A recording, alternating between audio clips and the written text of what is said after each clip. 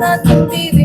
ನಿನ್ನ ಕೃಪೆಗಾಗಿ ಸ್ತೋತ್ರ ದೇವಾ, ನಿನ್ನ ಬಲಕ್ಕಾಗಿ ಸ್ತೋತ್ರ ದೇವಾ, ನಿನ್ನ ಕೃಪೆಗಾಗಿ ಸ್ತೋತ್ರ ದೇವಾ, ನಿನ್ನ ಬಲಕ್ಕಾಗಿ ಸ್ತೋತ್ರ ದೇವಾ.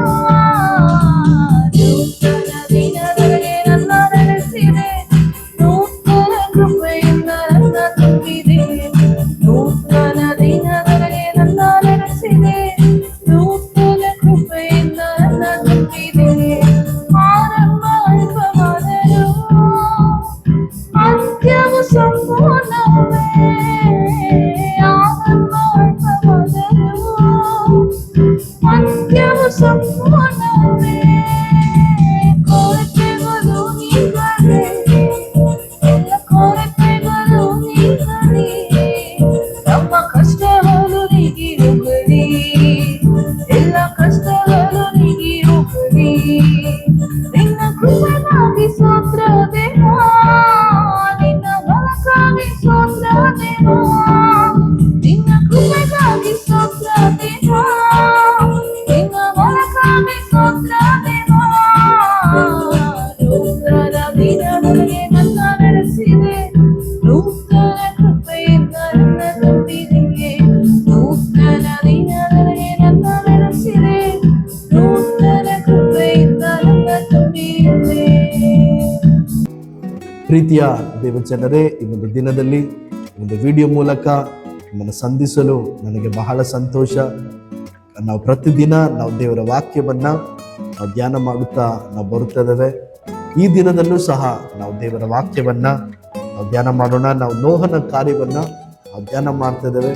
ನಾವು ಇಲ್ಲಿ ಪ್ರತಿದಿನ ನೋಹನ ಕಾರ್ಯವನ್ನು ನಾವು ಧ್ಯಾನ ಮಾಡ್ತಾ ಇದ್ದೇವೆ ಅಂತ ಅಂದ್ಕೊಂಡ್ರು, ಅದರಲ್ಲಿ ಯೇಸು ಕ್ರಿಸ್ತನು ಯಾವ ರೀತಿಯಾಗಿ ಆ ಕಾರ್ಯವನ್ನು ಮಾಡಿದನು, ಅವರ ಜೀವಿತದಲ್ಲಿ ಏನು ಮಾಡಿದ್ರು ಎಂಬುದಾಗಿ ಆ ಕಾರ್ಯಗಳನ್ನು ನಾವು ಧ್ಯಾನ ಮಾಡುತ್ತಾ ಬರ್ತಾ ಇದ್ದೇವೆ. ಈ ದಿನದಲ್ಲೂ ಸಹ ಅದನ್ನು ನಾವು ಮುಂದೆ ನಾವು ಹೋಗೋಣ. ನಾವು ಕಳೆದ ದಿನದಲ್ಲಿ ನಾವು ನೋಡಿದ ಪ್ರಕಾರ ದೇವರು ನೋಹನನ್ನ ನೆನಪು ಮಾಡಿಕೊಂಡನು. ಮಳೆ ಬಂದಿರೋದರ ನಿಮಿತ್ತ ಭೂಲೋಕದಲ್ಲಿ 150 ದಿನ ಒಂದು ನೀರು ಪ್ರಬಲವಾಗಿ ಆ ಒಂದು ನೀರು ಇದ್ದದ್ರಿಂದ ನೋಹ ಏನ್ ಮಾಡ್ತಾನೆ ಅಂತ ಹೇಳಿದ್ರೆ, ಆ ಒಂದು ಕಾಗೆಯನ್ನು ಕಳಿಸಿ ಏನ್ ಮಾಡ್ತಾನೆ ಅಂದ್ರೆ ನೀರು ಬತ್ತಿ ಹೋಗಿದ್ಯಾ ಇಲ್ವಾ ಎಂಬುದಾಗಿ ನೋಡೋದಕ್ಕೆ ಕಳಿಸ್ತಾನೆ. ಅದು ಒಳಕ್ಕೂ ಹೊರಕ್ಕೂ ಹೋಗುತ್ತಾ ಅದು ಬಂದ್ಬಿಡುತ್ತದೆ. ಅದಾದ್ಮೇಲೆ ಅವನು ಇನ್ನೂ ತಿಳಿದುಕೊಳ್ಳಬೇಕಂತೇಳಿ ಏನ್ ಮಾಡ್ತಾನೆ ಅಂದ್ರೆ ಪಾರಿವಾಳವನ್ನ ಅವನು ಕಳಿಸ್ತಾನೆ. ಆ ಪಾರಿವಾಳ ಏನ್ ಮಾಡ್ತದೆ ಅಂತ ಹೇಳಿದ್ರೆ, ಅದು ಹೋಗಿ ಅದಕ್ಕೆ ವಿಶ್ರಾಂತಿ ಇಲ್ಲದೆ ಇದ್ದದ್ರಿಂದ ಅದೇನ್ ಮಾಡ್ತದೆ ಅಂದ್ರೆ, ಕಾಲಿಡುವಷ್ಟು ಸ್ಥಳ ಇಲ್ಲ, ಅದಕ್ಕೆ ವಿಶ್ರಾಂತಿ ಇಲ್ಲದೆ ಇರೋದ್ರಿಂದ ಅದೇನ್ ಮಾಡ್ತದೆ ಅಂದ್ರೆ ಮತ್ತೆ ನೋಹನ ನಾವೆ ಒಳಗಡೆ ಅದು ಬಂದು ಸೇರಿಕೊಳ್ಳುತ್ತದೆ. ಮತ್ತೆ 7 ದಿನಗಳಾದ ಮೇಲೆ ನೋಹ ಮತ್ತೆ ಆ ಒಂದು ಪಾರಿವಾಳವನ್ನ ಅವನು ಕಳಿಸ್ತಾನೆ. ಕಳಿಸುವಾಗ ಅದು ಮತ್ತೆ ತಿರುಗಿ ಬರುವಾಗ ಅದರ ಬಾಯಲ್ಲಿ ಹೊಸ ಎಣ್ಣೆ ಮರದ ಒಂದು ಚಿಗುರು ಅದರ ಬಾಯಲ್ಲಿ ಇಟ್ಕೊಂಡು ಬರ್ತದೆ. ಅವಾಗ ನೋಹ ತಿಳ್ಕೊಳ್ತಾನೆ, ಆ ಒಂದು ನೀರೇನಾಗಿದೆ ಅಂತ ಹೇಳಿದ್ರೆ ಬತ್ತಿ ಹೋಗಿದೆ ಅಂತ ಹೇಳಿ ತಿಳಿದು ಮತ್ತೆ 7 ದಿನಗಳಾದ ಮೇಲೆ ಕಳಿಸಿದಾಗ ಆ ಒಂದು ಪಾರಿವಾಳ ಅಲ್ಲಿ ಬರಲೇ ಇಲ್ಲ. ಮತ್ತೆ ಅದು ತನಗೆ ವಿಶ್ರಾಂತಿ ಸಿಕ್ಕಿತು ಎಂಬುದಾಗಿ ಅದು ಏನ್ ಮಾಡ್ತದೆ, ಅದು ಬರುವುದೇ ಇಲ್ಲ. ಅವಾಗ ನೋಹ ತಿಳಿದುಕೊಳ್ಳುತ್ತಾನೆ ಆ ಒಂದು ನೀರೆಲ್ಲ ಬತ್ತಿ ಹೋಗಿದೆ ಎಂಬುದಾಗಿ.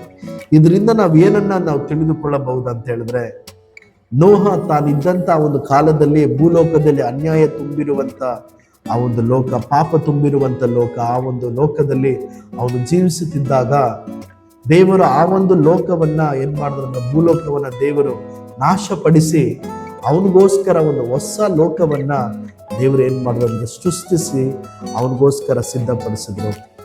ಇವತ್ತು ಸಹ ನಾವು ಕ್ರಿಸ್ತನಲ್ಲಿ ಬರೋದಕ್ಕಿಂತ ಮುಂಚೆ ನಮ್ಮ ಜೀವಿತ, ಹಳೆಯ ಜೀವಿತ, ಪಾಪ ತುಂಬಿರುವಂತ ಜೀವಿತ, ಶಾಪ ತುಂಬಿರುವಂತ ಜೀವಿತ, ದುಃಖ ತುಂಬಿರುವಂತ ಜೀವಿತ, ಅನೇಕ ಆ ಒಂದು ಜೀವಿತದಲ್ಲಿ ನಾವು ಜೀವಿಸಿರಬಹುದಾದ ಕ್ರಿಸ್ತನಲ್ಲಿ ಬಂದಾದ್ಮೇಲೆ ನಮಗೆ ನೂತನ ಆ ಒಂದು ಹೊಸ ಕಾರ್ಯವನ್ನು ದೇವರು ನಮಗೋಸ್ಕರ ನಮಗೆ ಸಿದ್ಧಪಡಿಸಿರುವಂತ ದೇವರಾಗಿದ್ದಾರೆ. ಅದಕ್ಕೆ ವಾಕ್ಯ ಹೇಳ್ತದೆ, ಯಾವನಾದರೂ ಕ್ರಿಸ್ತನಲ್ಲಿದ್ದರೆ ಅವನು ನೂತನ ಸೃಷ್ಟಿ, ಈಗ ಹಳೆಯ ಕಾರ್ಯಗಳೆಲ್ಲ ಹೋಗಿ ಎಲ್ಲವೂ ಹೊಸದಾಯಿತು, ಇದು ದೇವರಿಂದಲೇ ಉಂಟಾದದ್ದು ಎಂಬುದಾಗಿ. ಅದು ನಮ್ಮಿಂದ ಮಾಡುವಂಥದ್ದಲ್ಲ, ನಾವು ಕ್ರಿಸ್ತನಲ್ಲಿ ಬಂದಾದ ಮೇಲೆ ದೇವರೇ ನಮಗೋಸ್ಕರ ಆತನ ಹೊಸ ಕಾರ್ಯವನ್ನ ಆತನು ಮಾಡುವಂಥ ದೇವರು. ಇವತ್ತು ನಮ್ಮ ಜೀವಿತದಲ್ಲಿ ನಮ್ಮಲ್ಲಿ ಏನೆಲ್ಲ ಹಳೆಯ ಕಾರ್ಯಗಳಿದೆಯೋ ಅದೆಲ್ಲ ನಾವೇನ್ ಮಾಡೋಣ ಅಂತ ಹೇಳಿದ್ರೆ ತೆಗೆದು ಹಾಕೋಣ. ದೇವರ ವಾಕ್ಯದಲ್ಲಿ ನೋಡುವಾಗ ಏಷ್ಯಾದಲ್ಲಿ ದೇವರು ಹೇಳ್ತಾರೆ, ಈಗೋ ಪೂರ್ವ ಕಾಲದ ಸ್ಥಿತಿಗಳನ್ನ, ಹಳೆಯ ಸಂಗತಿಗಳನ್ನ ನೀವು ಮರೆತು ಬಿಡ್ರಿ, ನಾನು ಈಗೋ ನಿಮಗೆ ಹೊಸ ಕಾರ್ಯವನ್ನ ಮಾಡ್ತೇನೆ.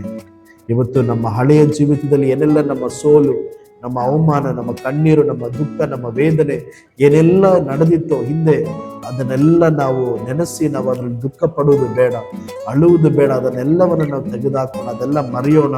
ನಾವು ಕ್ರಿಸ್ತನಲ್ಲಿ ಬಂದಿರೋದ್ರಿಂದ ಆ ಕ್ರಿಸ್ತನು ನಮಗೆ ಹೊಸ ಜೀವಿತವನ್ನ ಮಾತ್ರವಲ್ಲ, ನಮಗೆ ಹೊಸ ಆರಂಭವನ್ನು ಸಹ, ಹೊಸ ನಿರೀಕ್ಷೆಯನ್ನು ಸಹ ದೇವರು ನಮಗೆ ಆತನು ಕೊಡ್ಲಿಕ್ಕಿದ್ದಾನೆ. ಈ ಒಂದು ದಿನದಲ್ಲಿ ಯಾವ ರೀತಿಯಾಗಿ ಆ ಒಂದು ನೋಹನಿಗೆ ಒಂದು ಹೊಸ ಲೋಕವನ್ನು, ಒಂದು ಹೊಸ ಪ್ರಪಂಚವನ್ನೇ ದೇವರು ಅವನಿಗೋಸ್ಕರ ಸೃಷ್ಟಿ ಮಾಡಿ ಅವನಿಗೆ ಸಿದ್ಧಪಡಿಸಿದ್ರು, ಅದೇ ರೀತಿಯಾಗಿ ನಾವೆಲ್ಲ ಕ್ರಿಸ್ತನಲ್ಲಿ ಇರೋದ್ರಿಂದ, ನಾವು ಕ್ರಿಸ್ತನಲ್ಲಿ ಬಂದಿರೋದ್ರಿಂದ ದೇವರು ನಮಗೆ ಹೊಸ ಆರಂಭವನ್ನ, ಹೊಸ ನಿರೀಕ್ಷೆಯನ್ನ ದೇವರು ನಮಗೆ ಕೊಡುವಂಥವರಾಗಿದ್ದಾರೆ. ಆದ್ರಿಂದ ನಾವು ಕ್ರಿಸ್ತನಲ್ಲಿ ನಾವು ಬರೋಣ, ನಾವು ಕ್ರಿಸ್ತನಲ್ಲಿ ಇರೋಣ. ದೇವರು ನಮಗೋಸ್ಕರ ಸಿದ್ಧಪಡಿಸಿರುವ ಆ ಹೊಸ ಕಾರ್ಯವನ್ನ ನಾವು ದೇವರಿಂದ ನಾವು ಪಡೆದುಕೊಂಡು ಆ ಒಂದು ಜೀವಿತವನ್ನ ನಾವು ಅನುಭವಿಸೋಣ. ದೇವರ ಒಂದು ವಾಕ್ಯದ ಮೂಲಕ ದೇವರು ನಿಮ್ಮನ್ನ ಆಶೀರ್ವದಿಸಲಿ. ಆಮೆನ್.